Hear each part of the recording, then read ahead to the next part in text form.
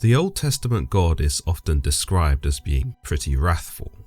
This is a deity who drowns the entire world, who obliterates cities, who brings plague and pestilence to those who defy him in even the slightest of ways.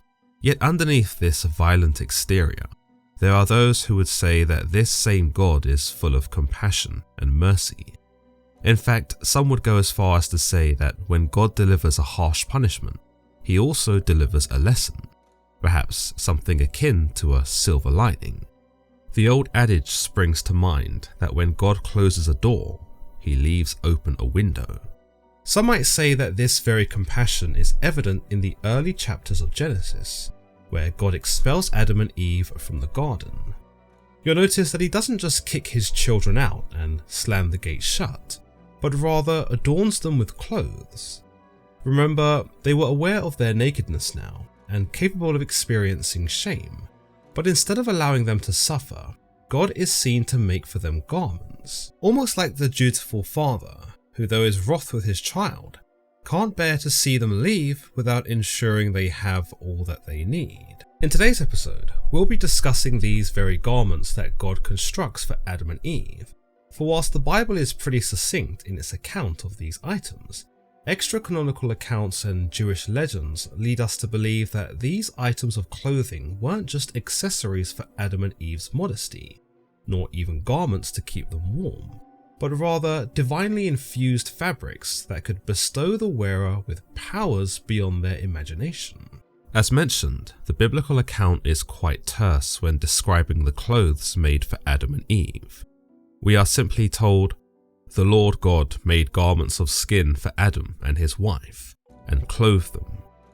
This comes after the fact that upon realizing they were naked, Adam and Eve attempted to fashion their own clothes out of fig leaves. Then the eyes of both of them were opened, and they realized they were naked, so they sewed fig leaves together and made coverings for themselves. The biblical God didn't need to go through the effort of clothing his disgraced children. Evidently, they had clothed themselves, and yet God is seen to take it upon himself to upgrade their attire and make it more suitable for the conditions outside of the garden. Now, the Bible doesn't describe these garments that God makes, and going by traditional art, one might assume that these were merely akin to bear skins that, whilst were a step up from the fig leaves and would serve far better against the elements, weren't all that remarkable. Perhaps the most remarkable thing about this passage is the gesture of God, who, though is later seen to be vengeful and damning, at this stage of the narrative can't help himself but tend to his children, again like the dutiful father. Adam and Eve might have failed him, but he was still their father, and still had a duty of care that sees him put aside his feelings and more adequately clothe them. Indeed, he could have let them suffer and experience the cold outside of the garden, but God, despite having been betrayed by his children, demonstrates compassion, perhaps a level of compassion that only a parent could show their child. The garments aren't mentioned again in the Genesis narrative. What use Adam and Eve make of the parting gift from God is not told to us, nor is there any mention of these garments having any divine properties. Where the notion that these were some sort of magical items of clothing stems from is the fact that because God created these clothes, there would have had to have been something special about them. These couldn't just be ordinary animal skins, but would likely stand a cut above any other animal skin that man could acquire on his own. What's more, because God tailors this skin, it can be assumed that there could be no other garment of the like made in or after the times of Adam and Eve. 12th century biblical commentator Abraham ibn Ezra attempted to shed some light on the garments of Adam and Eve, whilst pointing out some interesting ideas that stem from the language used in the Genesis account. He noted that the specific use of garments of skin, which Adam and Eve were gifted, could suggest that Adam and Eve had actually been created without an exterior layer of skin, and that when God realized they were going to be out in the harsher environment on the earth, he gave them skin so that they might better traverse and settle there. However, this didn't really sit all that right with Ezra, who conceded a second idea, that the garments of skin were in fact just merely garments, and that perhaps the reason the Bible didn't make a big deal about them in Genesis was because there really wasn't anything that special about them. In yet another idea, Ezra hones in on where these garments of skin had come from. Had God merely constructed them out of thin air, or had he killed an animal in the garden whose coat was stripped from its body? As mentioned, classical art would have us believe that Adam and Eve were wearing something akin to bearskins, and that any number of animals might have been chosen in the garden, for God to have stitched together his children's new ensemble. But Ezra proposes another outlandish idea, that there may very well have been an animal that bore the shape of a human living in the garden, a singular anthropomorphic species that, having lived peacefully alongside man in the garden, was killed and skinned for the human benefit. Rabbi Ishmael Skorsh described Ezra's contemplations as far-fetched conjecture, which one might agree with, given that he appeared to be merely spitballing concepts with very little to no basis. In fact, he himself actually acknowledges the implausibility of some of his ideas, and conceded that whilst no one can be really sure besides God, maybe these really were just ordinary common garments that served only a functional purpose as opposed to a divine one. This is the end of our investigation. Let us simply believe that God made for Adam and his wife garments of skin. For who can recount God's mighty acts, and who can relate God's deeds and wonders? God's greatness brooks no scrutiny. In the Zohar, an interesting idea attempts to conflate the priestly garments made for Aaron in the Exodus account with the garments of skin made for Adam and Eve. Rabbi Ishmael Skorsh tells us that because of the holiness of the tabernacle, the clothing that Aaron wore when he was officiating in the wilderness sanctuary would have had to have been akin to those used in the celestial world, and that they were made of pure light, containing many divine properties. We know that the chief craftsman Bezalel and his assistant Aholiab are the men who create Aaron's clothes and much of the tabernacle, so this isn't necessarily a like for like in the case of Adam and Eve's clothes, which were made directly by God. However, Skorsh seems to argue here that there is a parallel, perhaps that God had divinely infused his own power into the work of Bezalel and Aholiab, who are then capable of crafting divine items, which would explain their crafting of the ark in this same narrative.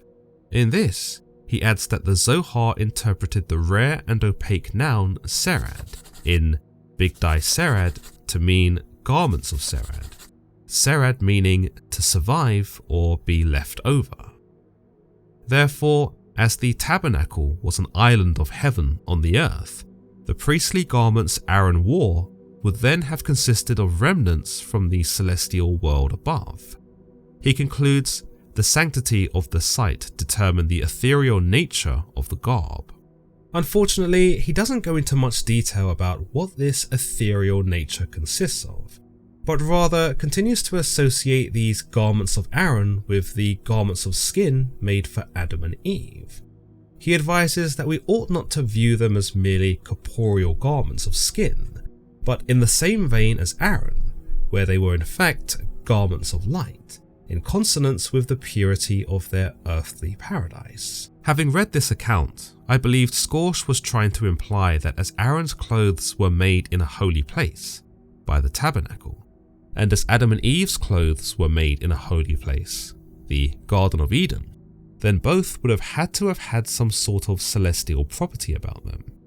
However, you could poke a hole in this idea by pointing out that when Aaron's clothes are made in Exodus 39, the tabernacle isn't shown to be completed until after. Nevertheless, Skorsh continues that in Hebrew, the words for light and skin were homogeneous, but pronounced or spelled differently.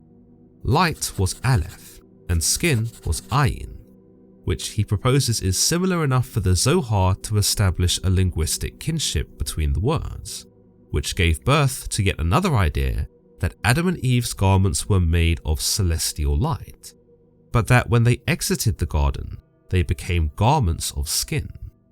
They were still protected from the earthly elements, the wind and the rain, but their attire no longer illuminated and was bereft of all power.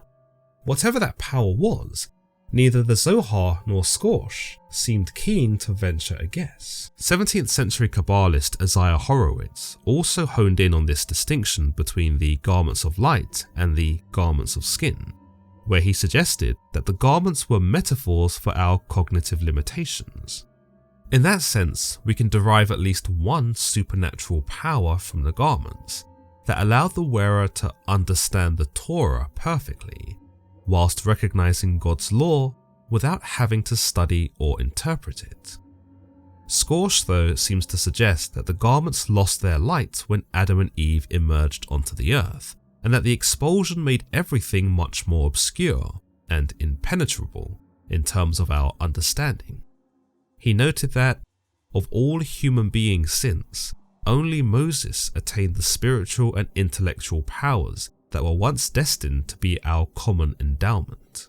However, I would argue that both Adam and Eve were also human beings that maintained such spiritual and intellectual power, because after their expulsion, they are never seen to sin again. Now, you might argue that this is because they had learned their lesson, and having experienced the wrath of God, now knew never to go against him again.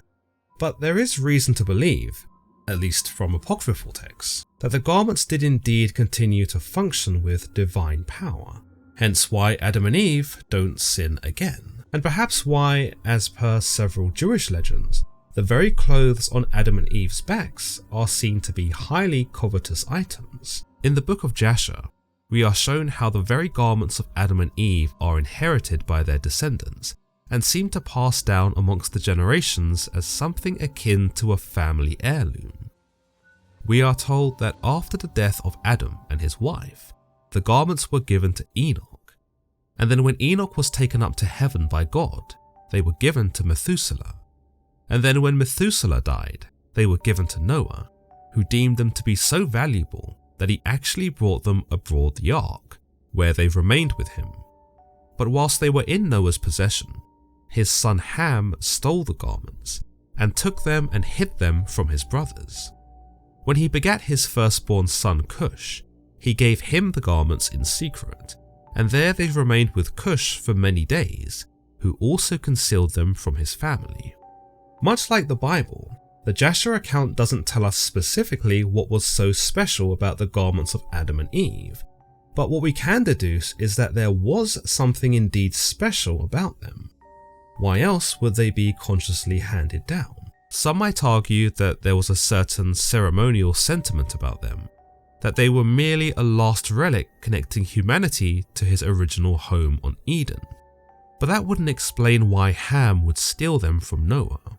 We know these wouldn't have had any monetary value, because money didn't exist then, and we know Ham made no effort to barter or trade with the garments, because he promptly hides them and disappears himself.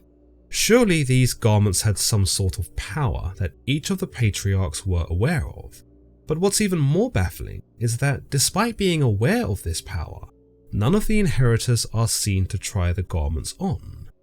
Even Ham, who steals them, doesn't dare equip them, almost as if he's scared to harness the would-be effects. What's more, when he gives these garments to Cush, Cush doesn't put them on either, but rather hides them away as if they're some sort of dirty secret. Can we assume that no man dared to wear these special clothes out of respect for their forebearers, or perhaps even out of reverence for the divine power they would surely inherit, that no man was even willing to risk it? Whether the inheritors were just playing coy, or whether they were too fearful to indulge in such an unknown magic is not known. However, not all the inheritors would demonstrate such restraint, for the book of Jasher tells us that after Cush begats his son Nimrod, the very same mighty hunter from the Bible, Nimrod throws caution to the wind and puts the garments on, from which he becomes strong. And Nimrod became strong when he put on the garments, and God gave him might and strength, and he was a mighty hunter in the earth. Yea, he was a mighty hunter in the field, and he hunted the animals, and he built altars, and he offered upon them the animals before the Lord. Readers of the Bible will know that Nimrod is noted as being one of the first kings of the known land, where he established his centers in the likes of Babylon, Uruk, Akkad, and Calneh, before moving on to capture Assyria, where he built the great cities of Nineveh, Calais, and Rezin.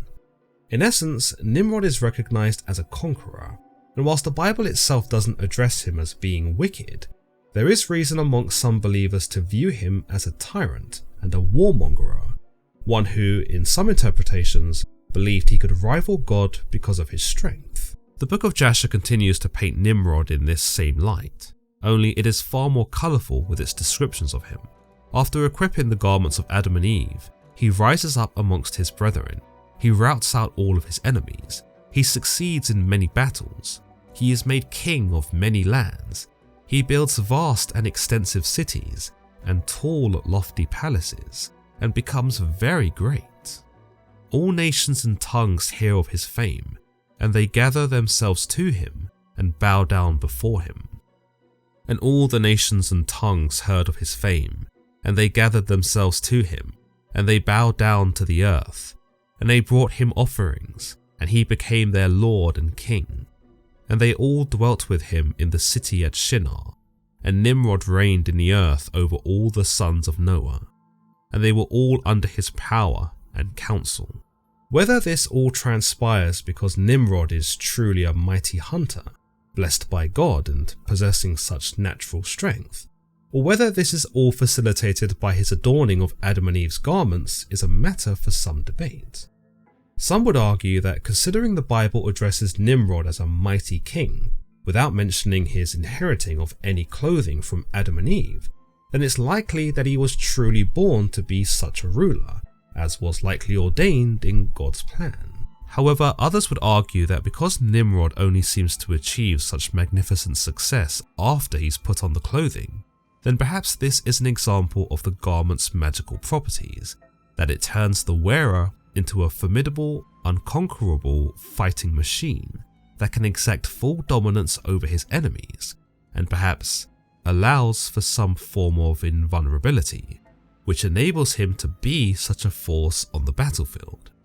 With this in mind, you might say that it really speaks to the ambitiousness of Nimrod, for where all others who possessed the garments chose to hide them away, even those who knew they were important enough to steal, only Nimrod is seen to try them on, and only Nimrod is seen to use their perks to his advantage. And what an advantage it is. Some might say that Nimrod's conceitedness is laid bare here, for again, out of everyone who came to inherit the garments, only he was bold enough to wear them almost the way one might wear armour to battle. What's more, Nimrod's success is seen to go to his head in this narrative, and as a result of his kingdoms and his subjects, he does come to view himself as better than God.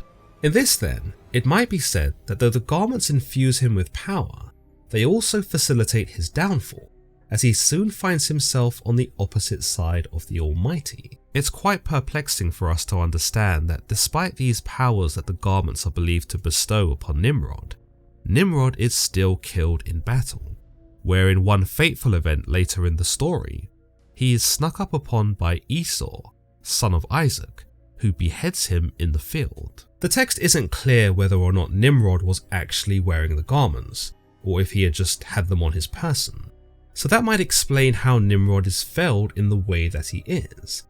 But what we do see is that Esau recognizes the garments in his possession, and takes them for himself. We are told, "And when Esau saw the mighty men of Nimrod coming at a distance, he fled, and thereby escaped. And Esau took the valuable garments of Nimrod, which Nimrod's father had bequeathed to Nimrod, and with which Nimrod prevailed over the whole land, and he ran and concealed them in his house." Jasher actually tells us here that the garments were in fact how Nimrod prevailed over the whole land, which then would make sense why Esau took them and concealed them in his house, perhaps so as to prevent anyone else from wielding this sort of power and picking up where Nimrod had left off. It's also interesting that much like those who inherited the garments before Nimrod, Esau also doesn't seem all that keen on trying them on himself, and doesn't seem to be tempted to establish himself, by use of the garments, as an almighty raider and conqueror. It's true to say that Esau developed a reputation as something of a mighty hunter himself, and there's a suggestion that Esau might have used the garments whenever he went hunting, thus using these magical artifacts to benefit himself, albeit to a lesser degree than Nimrod. According to the Tree of Souls, a compendium of Jewish legends, author Howard Schwartz presents a similar idea to 12th century biblical commentator Abraham ibn Ezra, where Adam and Eve were created with clothed bodies or garments of light. According to this legend, these garments of light were made entirely of clouds, or as per Schwartz, made of holy luminous letters that God had given them, which shed radiance like a torch, broad at the bottom and narrow at the top. However, after Adam and Eve eat from the tree of knowledge, these garments of light were replaced by God with garments of skin. Schwartz continues that these garments were made of a horn-like substance, were smooth as a fingernail, and beautiful as a jewel. But he also provides other interpretations that state that the garments were simply made of goat skin, or from the wool of camels. In a more graphic account, Schwartz suggests that it was the hide of the serpent that made up the garments of skin. For after God had condemned the serpent to crawl on its belly, he also tore its skin from its body and clothed Adam and Eve with it, making the gesture seem much less like a caring God who still worried for his children, and more like a vindictive God who wished to relish in man's discomfort by forcing them to wear that which had deceived them. In any case, Schwartz proceeds to recount the same legend of Jasher, albeit with some slight deviations, with Adam giving the garments to Seth, Seth giving them to Methuselah, and Methuselah giving them to Noah, who deems them important enough to bring aboard the ark. Here a different version of the account is shown to us, where either Ham steals the garments and gives them to Nimrod, or Nimrod manages to infiltrate Noah's household and steals the garments for himself. In this legend, we are shown a more potent power that the garments have, for when Nimrod puts the garments on, his entire visage changes into that of Adam's, whereby all the animals of the land bow down before him. Schwartz notes that they all mistake him for their master. This implies that not only was Nimrod a mighty hunter, blessed with certain physical prowess, but he also had some kind of control over all the animals as a result of wearing Adam's garment. Perhaps in the same way God gave Adam the privilege of naming all the animals, he also gave Adam mastery over these animals, which, now having stolen his identity, Nimrod too now possessed that same mastery. It's no wonder then how Nimrod is able to conquer so many lands in such a short space of time, for anyone with the power to control lions and tigers and bears could likely tip any wartime assault in their favour. Running parallel to Jasher, Schwartz concludes that Esau is able to kill Nimrod and take the garments for himself, but he also provides us with an account that incorporates more of the biblical account into the narrative.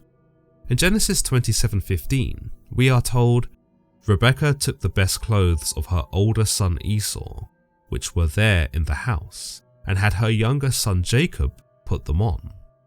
Schwartz notes that there are efforts to conflate this account with the broader Jewish legend, where the garments taken from Nimrod were amongst the best clothes that Rebekah takes from Esau to give to Jacob.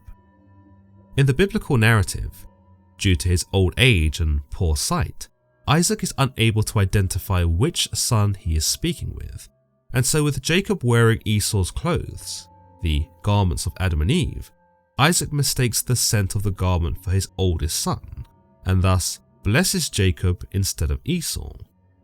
What happens to the garment beyond this is unknown. Schwartz concludes his account by telling us that at the end of days, the Messiah will be dressed in such a garment of light, perhaps even the very same one Adam was, and that the Jews will draw upon its light and say to the Messiah, "Blessed is the hour in which the Messiah was created." As always guys, if you've enjoyed today's episode, then don't forget to leave this video a like and subscribe for more content just like this. Until next time.